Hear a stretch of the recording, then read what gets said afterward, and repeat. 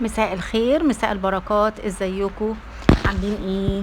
النهارده الفيديو ده اللي هقول فيه كلام مهم قوي للأنثى في علاقة التوأم. الأنثى في علاقة التوأم هي بيكون لها دور محدد، دورها ان هي تشتغل على نفسها.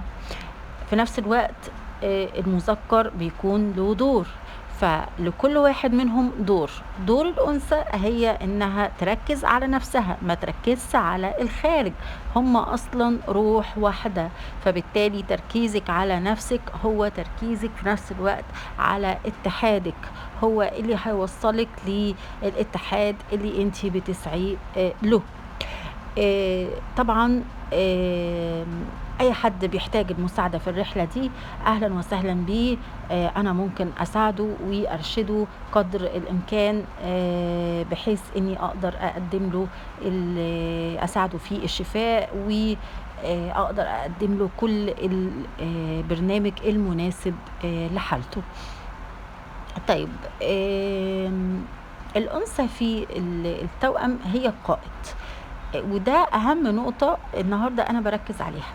هي القائد، يعني هي اللي بتقوم بالعملية، يعني هي ما تنتظرش، ما تطردش، هي ما تقولش لا هو يبتدي. العلاقة دي علاقة توأمة، مش علاقة توأم روح، ولا علاقة عادية من اللي انتي صادفتيها قبل كده في حياتك. انتي اللي بتتشافي الأول، انتي القائد في الرحلة دي. هي كده، هو قانون القطبية كده، هو قانون الطاقة كده، هو علاقة التوأم هي كده، ما بتمشيش بطريقة تانية. طريقة الصعود بتاعتها هي كده، ان انتي اللي في الاول بتقودي العملية كلها، بتقوديها كلها لحد ما انتي جواكي تتحولي وتتغيري وتتشافي. ساعتها بيبتدي المذكر هو اللي بيقوم ب نقل الرحلة للواقع المادي. فبالتالي انتي اللي في عندك مراحل لازم انك تقومي بيها وتعديها. مراحل ايوه مش سهلة، مراحل كتير، شغل كتير بيتم، ايوه ده شغلك، ده دورك في العلاقة، في علاقة التوأم. فافضل طريقة اللي بتخلي امورك تمشي بيسر وبتخليها في نفس الوقت بتمشي بسرعة هو تركيزك على شفائك، مش تركيزك على الجسد المادي اللي موجود بره. ده اهدار لطاقتك واهدار لوقتك، ومش هيغير اي شيء في الرحلة، مش هيغير شيء. مهما عملتي مش هتقدري ان انت تسيطري على الواقع وتغيري فيه شيء، لان هي مش علاقة عادية زي اللي انت قابلتيهم قبل كده، هي علاقة توأم. فاحنا هنا بنتعامل مع علاقة توأم، بتتعاملي مع توأم. علاقة توأم علاقة مختلفة تماما عن باقي العلاقات اللي صادفتيها في حياتك قبل كده. فبالتالي عملية الصعود فيها بتحتاج ان الأنوثة هي اللي تقوم بالعملية الأول، تقوم بإن هي تتشافى الأول، توصل لإنها تخلص التشافي بتاعها، توصل للاتحاد بتاعها الداخلي اللي هي نقطة يجب إن هي توصل لها جوه القلب بتاعها، وده مهم جدا جدا. فبالتالي لو انت مركزة كل تركيزك على الشخص وبتنتظريه، او انت لسه في مرحلة المطاردة، فانا بقولك انت مش هتوصلي لحاجة، انت بس بتهدري الطاقة بتاعتك. انت دورك كبير جدا جدا، انت القائد، انت القائد. تخيلي لما القائد ما يقومش بدوره يبقى العملية كلها هتبوظ، العملية كلها مش هتتم. ف اهم شيء هو التركيز على ان انت توصلي للانوثه الحقيقيه اللي فيكي، انت مسؤوله عن ده، هو ده دورك، هو ده دورك، هو ده دورك، هو العمل الداخلي ان انت توصلي للانوثه الحقيقيه اللي عليها طبقات وطبقات من ما يجب انك تتشافي منه، وتوصلي لعمليه التحول دي والخيمياء اللي بتتم داخل الجسم بتاعك. وده امر مهم جدا، وامر انتي ده دورك، ده اللي انتي لازم انك تركزي عليه، الشفاء بتاعك. وده امر مهم جدا جدا، لان هو ده اللي بعد كده هيدخل الذكر في عملية كمان الشفاء بتاعه واتحاده الداخلي، ويبتدي ان الوضع ما بينكم يتحرك ويتنقل للواقع المادي. ف ده دورك، هو ادوار في موضوع التوأم.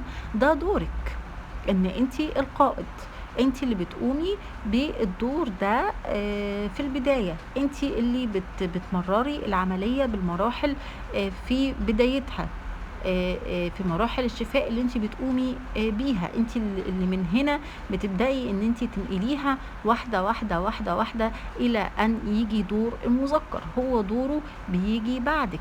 فبالتالي انتوا الاتنين بتتناغموا مع بعض. لو انتي مش متناغمة مع الدور ده للأسف مش هتوصلي لأي حاجة. فبالتالي حتى الانفصال ده ضروري جدا. ما تتضايقيش ان انتوا في انفصال، افهمي ان ده دورك، وان الانفصال ده عشان خاطر بتتشافي، عشان خاطر فترة التشافي، عشان بيساعدك في التشافي، بيساعدك في ضبط الطاقة، بيساعدك في ان انت تكتشفي نفسك اكتر، بيساعدك في الاتحاد اللي انت المفروض تكوني انت واصلاله ما بينك وما بين اجزائك اللي فيكي اكتر، لحد ما انت توصلي لمرحلة من التناغم الداخلي و تتشافي. في الحالة دي هيحصل اللقاء ما بينكم، وفي الحالة دي هيبتدي هو يجي وهو كمان يعمل الدور بتاعه، وتكونوا في اتحاد انتوا الاتنين مع بعض على ارض الواقع. فانتي القائد، انتي اللي عليكي بالقيام بالعمل الداخلي الاول، وان انتي توصلي لاتحادك الداخلي في الاول.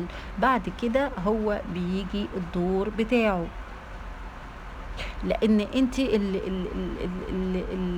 الدور الاولاني ده هي بس اللي الانثى بتقوم بيه، التطهيرات دي هي بس الانثى اللي بتقوم بيها، انتي اللي لازم تقومي بيها الاول.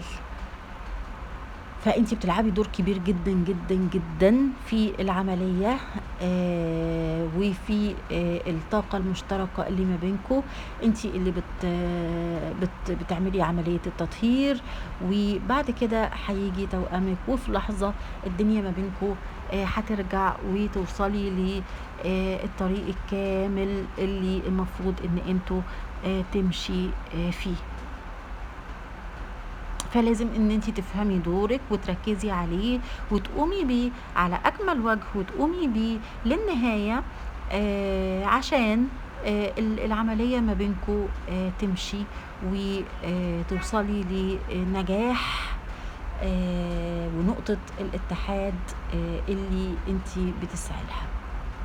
الواقع مش هيتغير مهما حاولتي انك تسيطري على الواقع مش هيتغير. الواقع له قوانين، وانتي في علاقة توأمة، انتي مش في علاقة هيمشيها العقل او القوانين الحياتية اللي بعيدة عن القوانين الكونية. فبالتالي مهما حاولتي ملهاش حل تاني غير انك تلتزمي بالشفاء الداخلي وتقومي بيه على اكمل وجه، وتعرفي ان هو ده دورك مهما كان صعب، مهما اخد من الوقت، تعرفي ان هو ده دورك لحد ما يتحول المذكر بتاعك تبعا لتشافيكي، ويبتدي الاتحاد ما بينكم يتم. شكرا ليكي ويا رب يكون الفيديو مفيد، واهلا بيكي في اي وقت ان حبيتي اني اشاركك رحلة التشافي بتاعتك. اهلا بيكي، اهلا وسهلا اي وقت.